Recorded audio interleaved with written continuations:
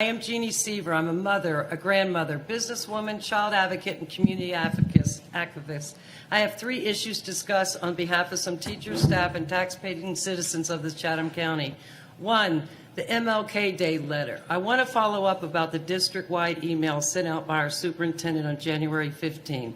The email was supposed to be a tribute to Reverend Dr. Martin Luther King, but the superintendent turned the occasion of celebrating King's legacy into an inappropriate and partisan political statement.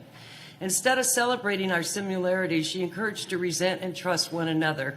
Making political partisan statements is explicitly forgiven by state personal board rules. It is also no tribute to Dr. Martin Luther King. Her political smear was condemning the events at the National Capitol on January 6 without mentioning thousands of similar, more sustained riots committed by supporters of causes she supports. By singling out only January 6, she indicated all Trump voters as unpatriotic, violent, and dangerous. In fact, the superintendent made no attention at all to the thousands of Black Lives Matter riots that have stirred our nation for many months. They destroyed, looted, burned to the ground thousands of private businesses. She said nothing. 2,000 police officers were injured, seriously enough to be hospitalized. People have been pulled from their cars, beaten in streets. People have been murdered, but she said nothing. Hearing from many teachers and citizens, I wrote an email to State Superintendent Woods asking for her resignation and received responses of that email from school board members that they were very disheartened. One in particular, Facebook page, quote, "Inside my worldview, my personal politics were not mine to espouse, but I was to believe my lion eyes. Believe me, I am not a liar." Upon State Superintendent recommendation to take the complaint local, I attended a private meeting with school board members.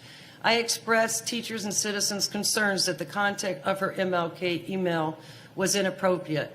I was told that I was the only one that the board had heard from who took issue with the email. However, I was able to obtain a similar complaint that was sent to the superintendent by an unnamed source. That letter was read at the private meeting. All I got was crickets. Parents and teachers do not feel they can object to controversial subjects such as critical race theory. The MLK email is not the only example of superintendent using her position to push her political views. The superintendent also mixes political statements with SCCPSS information on her personal Twitter account. While she is free to hold political views, she of all people should be extremely careful to keep her personal and professional statements completely separate. She of all people should never force her politics on teachers, faculty, or students. It's the parents' job to form their children's worldview as they choose, not as she seems fit. Many teachers are devastated by their inability to voice their concerns about mixing radical politics with education time. I attended a meeting last week with Superintendent Woods and local teachers. It was heartbreaking to hear accounts of the distress their teachers feel on the job. Many became emotional as they relayed their experiences. All they want to do is teach, prepare children to be productive members of society, to be proficient in math and reading, take pride in hard work, and show respect for others. How do you think they'll feel?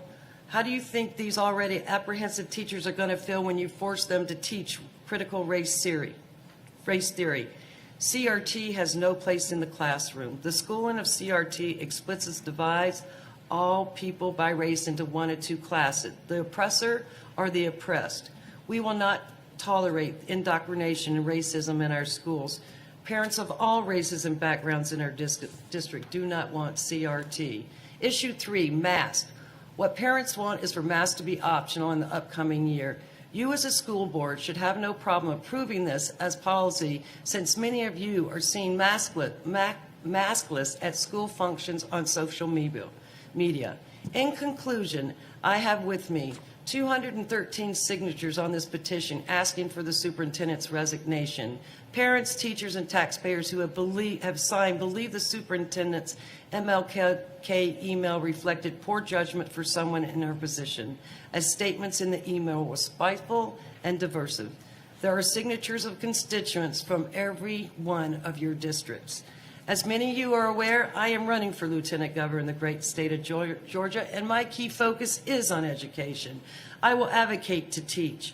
I will advocate for legislation that CRT is never taught in our Georgia schools. Let's do what we can, not allowing outstanding educators like Giff Lockley to get away. Our teachers, our children deserve the best. Together, united, we can and need to do better in Savannah Chatham County Public School System. Thank you for your time.